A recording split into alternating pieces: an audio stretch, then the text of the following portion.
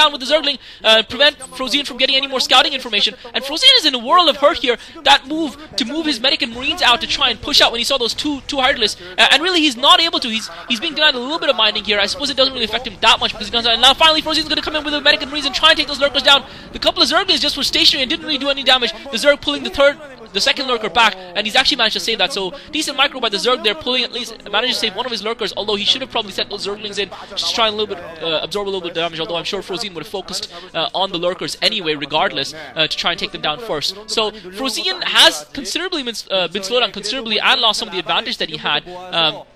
And the Zerg has taken the opportunity that put his opponent under pressure to put his third hatchery down at the top left-hand corner of the map at the 11 o'clock position. And you'd have to say that the Zerg has an early advantage here, and you can't blame him. He's played a good game of StarCraft. And Frozien falling into the trap a little bit, and you just have to wonder if maybe... I sister down now. Frozien now pushing up the ramp, taking out two of the lurkers. The third lurker, once again, the Zerg seems to be good at saving his last lurker. Frozien with the scan, seeing the lair in his opponent's base. Spar going up behind the mineral line. So again, it's going to be interesting because he doesn't have a lot of forces. He's got his factory down. He's getting his starport up. He doesn't have a lot of forces, but he knows that he has to prevent it. He's now scouted out that base at the 11 o'clock expansion. Unfortunately for him, the Zerg does have a sunken already. Great play by Frozien, using the SCV to block the ramp to prevent the lurker from getting in there in the defense. And he's just going to try and stop it, and the lurker burrows. The lurker's taking a little bit of damage from the SCV, so great SCV fighting. He's got one sunken down. He's going to have a sunken with a lurker to help defend it, and a second sunken going up as well. And I have a feeling that one medic and marine group isn't really going to be enough to do significant damage, but he has forced his opponent to, at the very least, put a second sunken down and use up some more resources, which he might not have otherwise done if Frozien hadn't pressured him. But now he's got Mutalisk out, and Frozien is being forced to put the turrets up. And Frozien, in a very defensive posture, he doesn't really have a large group of medic and marines. He's just got that one group wandering around. He's forced to keep some units back, obviously, to defend his base as well. The Zerg just running to that group of medic and marines in the middle of the map, well positioned by Frozien there in anticipation of the Mutalisk coming down. Queen's Nest, meanwhile, also up, so we're going to be seeing a pretty fast hive going up here, and Frozien is in no position to make any sort of push or advancement against his opponent's build. The Zerg looking very strong right now, despite going for a 2-hatch build to start out with it, but the 2-hatch lurkers really paid off for him because he was really able to delay his opponent. And Frozien doesn't have a large ground force at all, and it looks like his choice of strategy for going for that 1 Rax into CC isn't really paying off for him, because and I think the critical mistake was when he pushed out with his medic and marines. He had to anticipate that his opponent was at some point going to be coming down with Mutalisk or lurkers, and he should have been...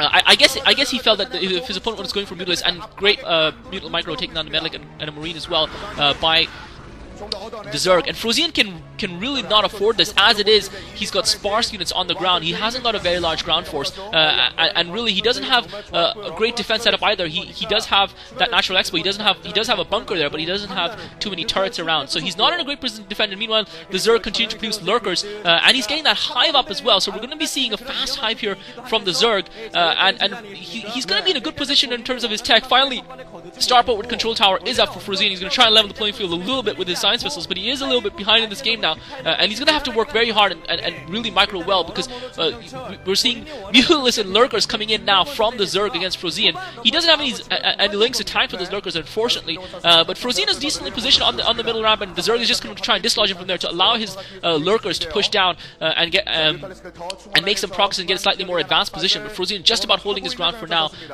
trying to keep the Zerg at bay. The Zerg continue to push out with those Heartless. The hive is up, and he's going for a greater spire, so we're going to be seeing some Guardians here, folks. I think July is a player who developed the strategy. I believe it was on Monty Hall, when Zerg players were really struggling on that map. And here we've seen another map where Zerg players seem to have struggled against Terran players, and it looks like the old July strategy is coming back into play, almost taking out that supply depot that's walling.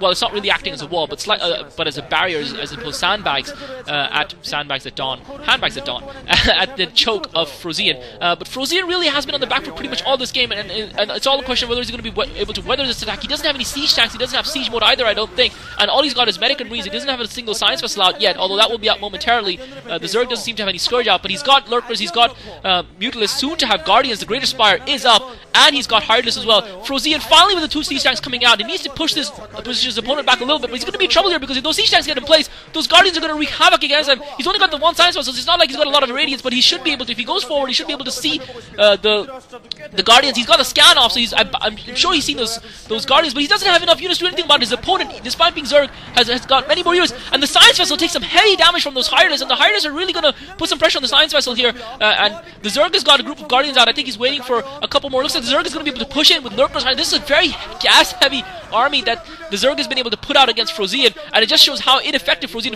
has got a Wraith out, but the Guardian's now pushing in, and Frozen's just pushed right back into his natural choke, and he doesn't have much to defend. He does have a turret on the cliff there attacking those Guardians, but that one turret isn't really going to be too much bother against Frozen. Doing a good job trying to bring his Marines around. The Zerg microing his Guardians back. Frozen bringing his Marines around in an arc to try and target those Guardians from the side, but the Guardians retreating to the safety. And oh my god, great micro! He's coming in forward and back with the Guardians.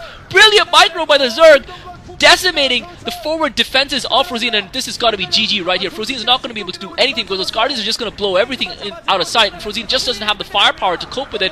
Got completely off guard with those Guardians, and even if he'd seen them coming, I'm not sure he would have been able to do that much about them, simply because he simply didn't have the military units on the ground. He's been kept on the back foot. Despite going for that one Rax into CC, he just hasn't been able to really develop it to his advantage, and really perfect counter almost by the Zerg, as if he knew what his opponent was going to do.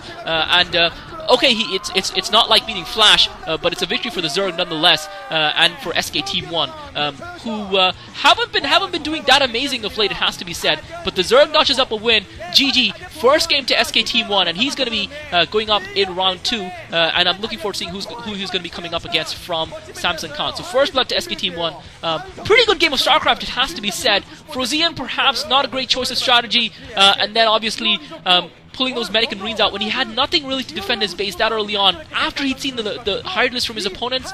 I don't know, it just doesn't seem like a smart move to me. This is Klazart, guys. Thanks for listening.